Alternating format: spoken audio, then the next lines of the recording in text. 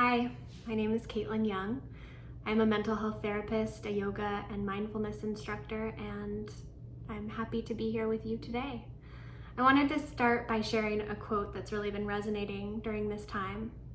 Love and justice are not two. Without inner change, there can be no outer change. Without collective change, no change matters. This is from Reverend Angel Kyoto Williams.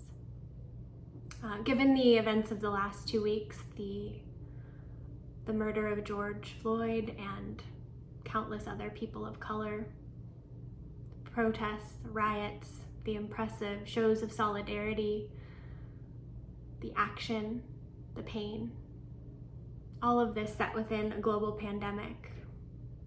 It's a lot. It's a lot. I'm grateful to be here for a few minutes with an intention on self-care, self-regulation, and mindfulness amidst this collective crisis. So I want to first speak to the question, why mindfulness? Why mindfulness now? And then I'd like to guide you through a simple mindfulness practice and then close by sharing some self-care tips. So why mindfulness now?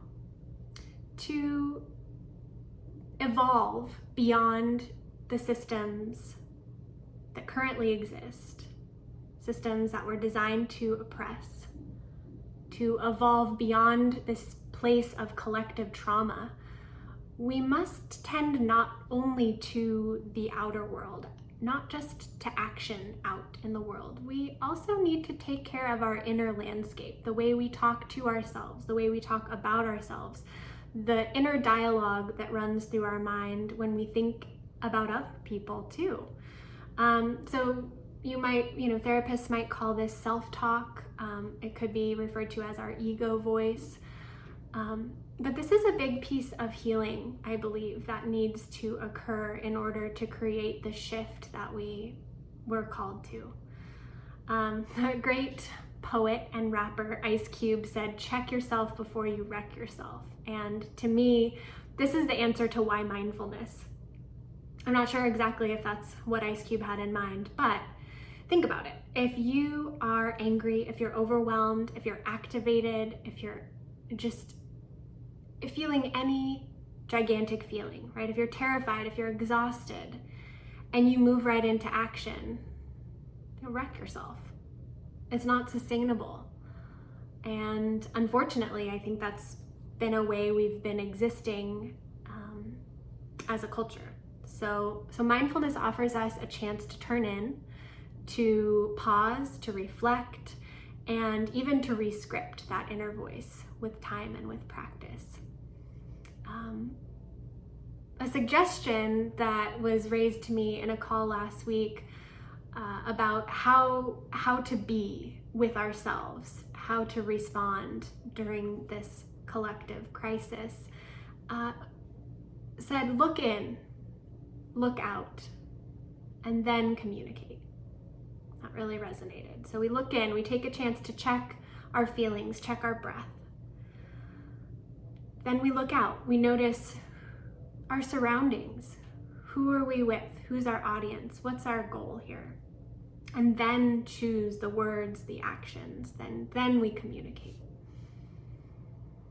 So I want to share a brief mindfulness activity. This is called grounding, centering, and orienting. It's evolved from Peter Levine's work in somatic experiencing. And I want to invite you, if you're multitasking, please take a moment, turn off the things, except this video, keep this going, and just be here with yourself. Find a comfortable seat, maybe even lie down, and float your eyes closed if that's comfortable and available to you. And we'll start with the feet. Notice the feet. These are our literal connection points to the ground, to grounding, to the earth.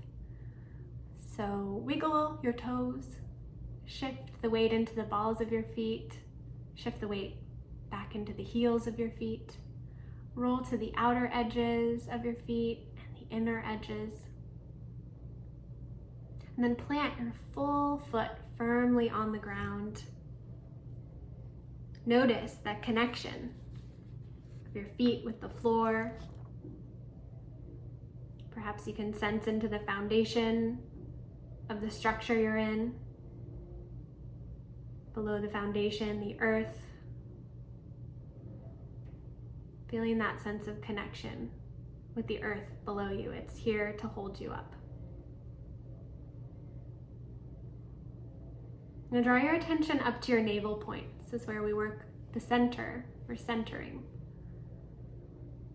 So notice the breath. As you breathe in, your lungs fill, expand. As you breathe out, the lungs empty, the chest often drops. We're going to take 5 breaths here on your pace, but with the intention of evening out or balancing out the length of your inhale with the length of your exhale. So for example, if you breathe in for a count of 4, can you breathe out for a count of 4? If you'd like to add on, gently drawing your navel toward your spine on the exhale to feel a sense of strength, a sense of power, the very center of you. If your mind wanders, gently draw it back to the present moment of your breath. Practice being kind to yourself.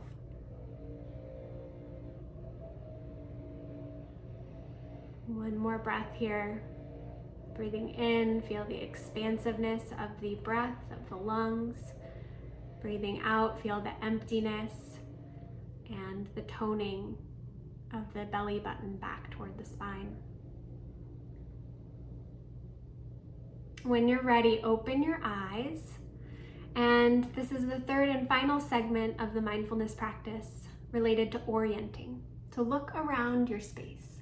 Notice what's above you, what's below you, what's to either side of you.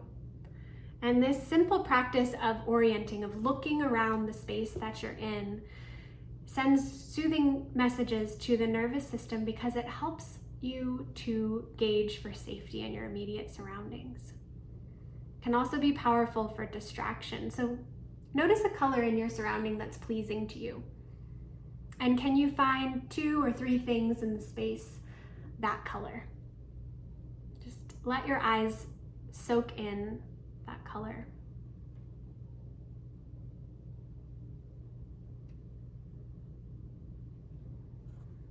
And coming back, that was our grounding, our centering, our orienting. A way to resource your physical body in the present moment. Can be a really powerful tool if you are feeling overwhelmed or angry. So I want to close with a few self-care tips. And of course, self-care, what's most meaningful to you, what charges your battery, may change day to day, moment to moment. But especially in this time of collective crisis that's sustained. Can you block out some short periods of time for complete silence? Turn off the noise.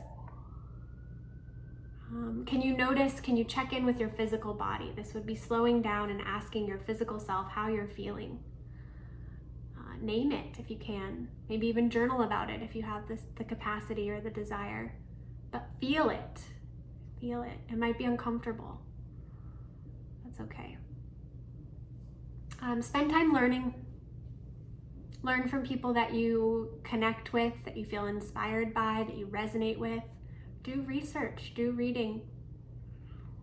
Place clear boundaries to protect your nervous system from dysregulation. We can't do it all at once. We can't do it all the time. If you can, spend some time in nature, looking up at the sky, noticing plants and trees, flowers, feeling the earth, feeling that dirt, the sand, whatever it is. Practice your breath, prioritize rest, and eat nourishing meals that are filling. Stay hydrated. So take good care of yourselves and each other. Thank you so much for watching this video. And if you'd like to find me, you can find me on Instagram. It's Think, Feel, Connect. again, my name is Caitlin. Take good care.